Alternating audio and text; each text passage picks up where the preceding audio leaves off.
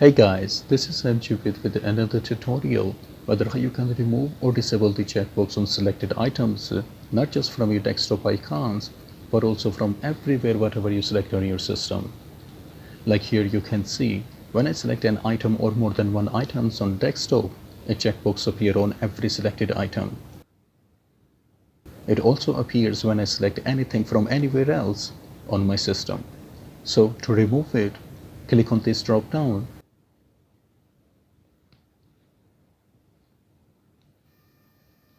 and go to View tab. Here under Options, click on Change Folder and Search Options. It will open a small window, and here under View tab, just uncheck this option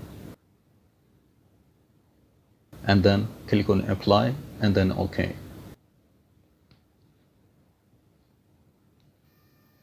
Now, whatever you select on your system, it won't show the checkbox anymore.